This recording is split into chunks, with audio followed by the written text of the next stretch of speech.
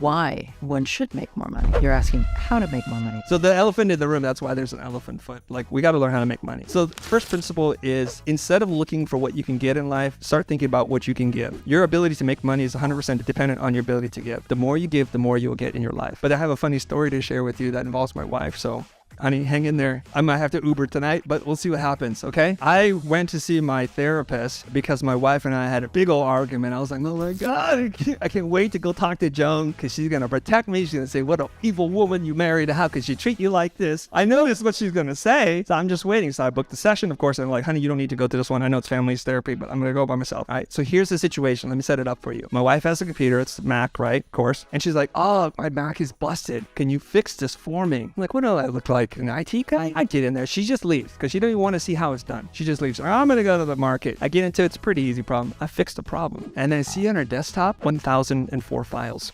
I'm like, how could a human being work like this? This is just untidy. This is wrong. Let me help her out. Okay. Hold on. Give me a second. All the way, we're like, oh, I know how this story ends. And yes, you're right, but just follow along, everybody. It's linear, okay? So I'm like, let me create a folder. Oh, that looks like work. All the work. Oh, family photos. 3 or 4 folders. I'm waiting on the couch. My wife comes home, throws the groceries on the counter. Problem's fixed, honey. You're the best. Thank you. I'm sitting there, wait till you see what I've done.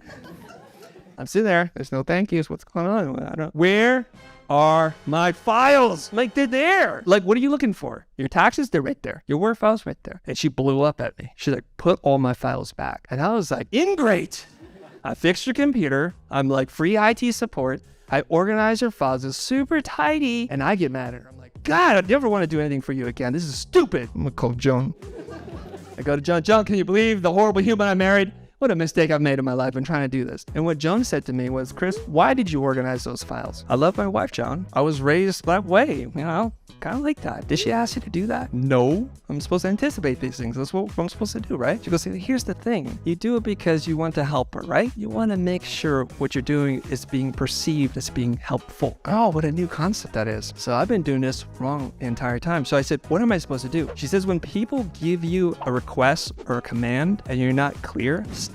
Do not do it. Say this instead. I would love to help. I don't have enough information. I want to make sure what I'm doing is perceived as helpful. Next thing, you know, my wife's asking me to do something. I'm like, honey, I did the exact same script. You've been seeing Joan, haven't you? That does not even sound like you. Like, don't hate me because I'm a good student. There's a lesson here. I swear. It's not just me, but talking about my wife and my horrible ways of doing things. You got to make sure what you're doing is being perceived as helpful. So if you want to give somebody something, make sure it's valuable to them first. This is a very important lesson because many of you will try to help people and you'll have the exact same reaction that I got from my amazing wife, but you won't have a therapist to help you out. So we need to define what success looks like through the eyes of the person that you're trying to help. This is a client thing. It's not a relationship thing, although you can use for both. It's a 2-for-1 special tonight. And I really believe in this. I love this quote from Zig Ziglar. Apparently I've been saying it wrong, so I'll just read it here. You can have everything in life you want if you would just help other people get what they want. A concept that I want you to get intimately familiar with, whether you're a student, you're a working professional, you're a veteran, whatever it is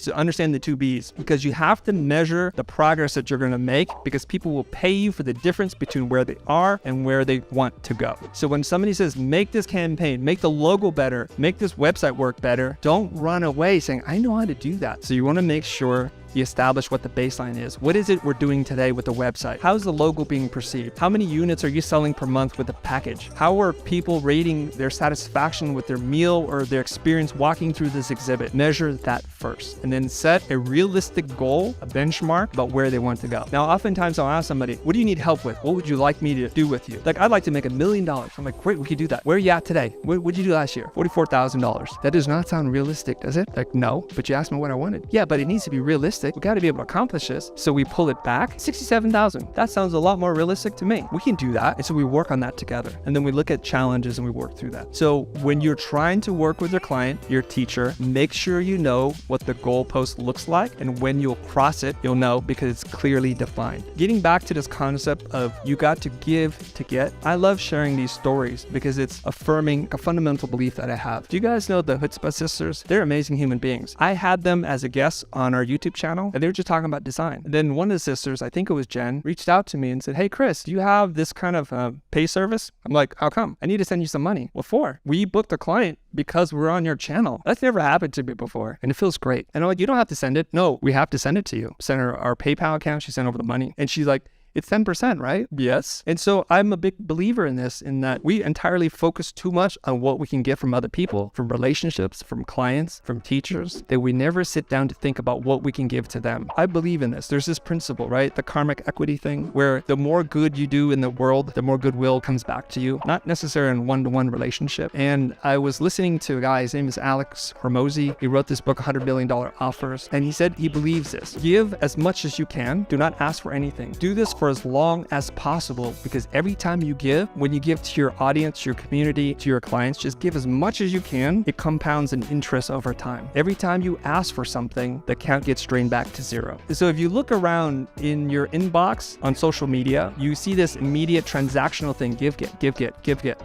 They want to ask you for something right away. And they wonder why their engagement is so low. They wonder why people block them, even with the best intentions. Even if you've ever gone to one of these 90-minute webinars where they teach you for 40 minutes, and then at the last 5 minutes, they hard sell you, how does that make you feel? You're like, oh, I see. This was all about you converting me and making me a customer of yours. So our entire business model is built around this concept, is to give as much as possible while asking as little as possible. And then you start to activate the law of reciprocity. Dr. Cialdini writes about in his book, The Psychology of Persuasion, that human natures, we've figured out how to cooperate and work with each other in a social structure such that when you borrow a cup of sugar, you're going to want to return it. And you don't always return it in equal measure. Sometimes you go above and beyond. There's a lot of psychological experiments around this, and it's been proven that most decent, well-meaning people will reciprocate in ways that far exceed the initial value. And one of the tests, they were following around the Hare Krishnas, how they would offer you a book that you don't want to read, and they would ask you for a donation. And they saw a lot of money coming that way. And then they would follow them, and they realized people threw the books in the trash because of this guilt. They activated the reciprocity principle. So the Hare Krishnas quickly figured out books are heavy, they're throwing them in the trash, so now they just offer you a flower and they'll get the donation. You'll also notice in restaurants, they give you that mint right before the bill comes out, or some little dessert, and that activates your reciprocity so that you want to give a bigger tip. So I incorporate this into our business model. And taking it a step further, talking about Seth Godin for a second, he defines marketing in a very different way that I think is important for us to understand. The marketing is the generous act of helping other people get what they want. And then therefore, permission marketing, one layer deeper, is you engaging with people who voluntarily raise their hand to participate in a long-term marketing campaign with you of increasing value. So those of you who want to learn how to grow a social following, build a bigger audience to have more influence in the world, think about it like the way teachers think about it. You build a curriculum. So the first part is easy, something that goes at scale. Maybe it's a podcast, a YouTube video. It's some things that you share on social media, lessons you've learned, tools that you've given. The next step up might be to buy a book, a $25